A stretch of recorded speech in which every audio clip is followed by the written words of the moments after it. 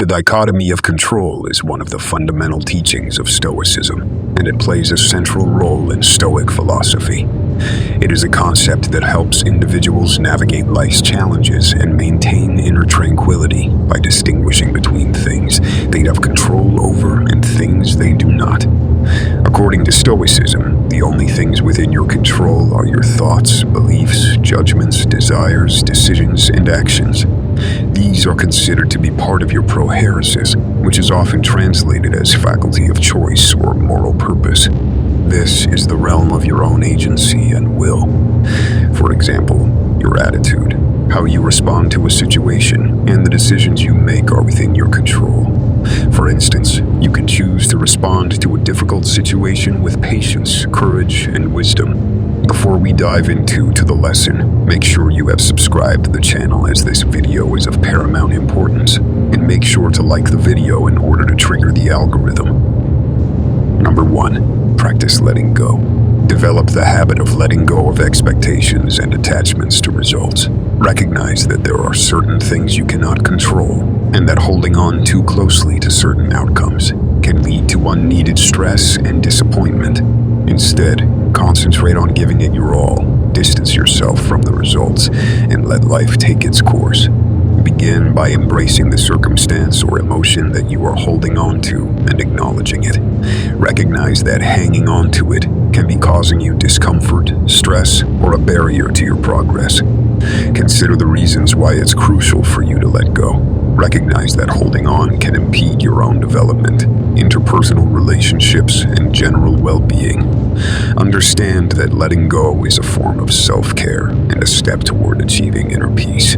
Give yourself permission to completely experience and process the feelings connected to what you're letting go of. It's acceptable to experience various emotions, including grief and rage. Give yourself permission to feel emotions and express them in healthy ways, such as writing in a journal, speaking with a dependable friend, or, if necessary, getting help from a professional. Number 2. Practice non-attachment in relationships. Relationships frequently result in strong attachments and feelings. In this case, mastering detachment entails letting people be who they are without attempting to manipulate or possess them. Encourage sound limits and put your attention on developing relationships that are founded on love, acceptance, and understanding rather than attachment. Be open-handed and practice enjoying the delight of connection while keeping in mind that all relationships develop and change. Recognize that every individual in a partnership has unique goals, wants, and journeys. Don't try to possess or control others. Just let them be who they are. Respect their independence while embracing their individuality. Develop an attitude of admiration for their uniqueness and acceptance of it. Encourage healthy boundaries by establishing them in your personal interactions. Boundaries ensure that your wants and ideals are honored while preserving your sense of self. Additionally, they respect the privacy and limits of others. Be honest with your loved ones about your boundaries and respect them in return. This fosters an atmosphere of independence and respect for one another. Instead, then focusing on connection, try focusing on love and understanding. Savor the beauty of shared experiences and emotional closeness, and embrace the delight of truly connecting with others. Place an emphasis on showing your loved ones true compassion, empathy, and care. Nurture relationships based on love, support, and understanding, rather than trying to acquire or control others. Remember, cultivating relationships based on love, respect, and understanding while accepting the cyclical nature of life is the goal of practicing non-attachment. You may create an atmosphere that encourages real and satisfying relationships to flourish by encouraging healthy boundaries, valuing individuality, and letting go of attachment. I wish you the knowledge, sympathy, and fortitude to practice non-attachment in your relationships, allowing them to develop and evolve while respecting your own freedom and others' progress. Number 3. Accept impermanence. Recognize that everything in life is changeable.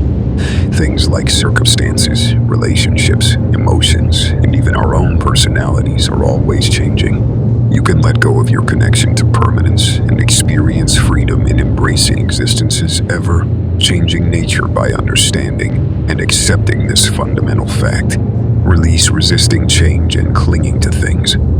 Let rid of your desire to do either. Clinging to the familiar or attempting to influence results might result in anguish and annoyance. Instead, work on developing a mindset of non-attachment and letting life happen as it does. You can discover new opportunities and experiences when you let go of the demand for things to stay fixed. See impermanence's intrinsic beauty rather than viewing it negatively or with fear. Similar to how the changing of the seasons causes diversity and transformation in the natural world, life's impermanence offers chances for development, education, and fresh starts.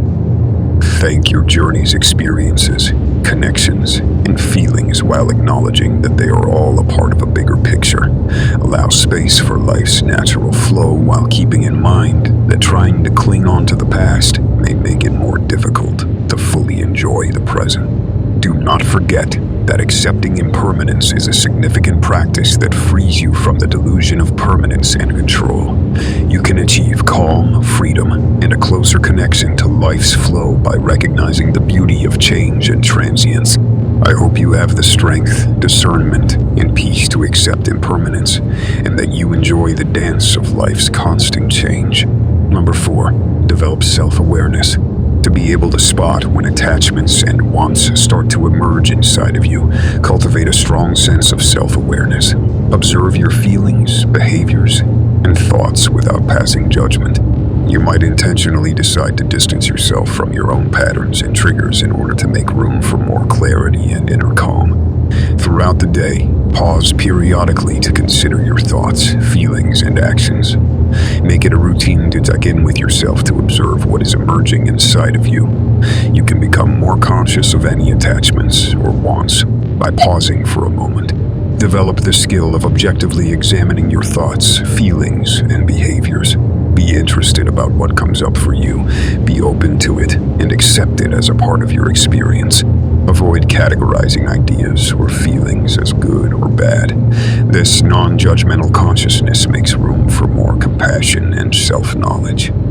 Keep an eye out for patterns in your thoughts, feelings, and actions that seem to recur. Consider whether particular persons, events, or circumstances have a tendency to arouse attachments or desires within you. Being aware of your patterns and triggers might make it easier for you to recognize when attachments are having an impact. Select detachment. Self-awareness brings the capacity to select detachment consciously. Remind yourself of the transience of things and the possible misery that can result from holding on too tightly whenever you feel attachments or desires starting to arise. Make the choice to separate and let go, making room for more clarity, calm, and freedom. Practice self-compassion as you progress in self-awareness. As you identify attachments and wants in yourself, be kind and compassionate with yourself. Recognize that separating from them requires patience and work. Along the journey, be kind, forgiving, and patient with yourself. Keep in mind that developing self-awareness is a lifelong process that calls for endurance and commitment. You can actively choose detachment by being more conscious of your attachments and desires,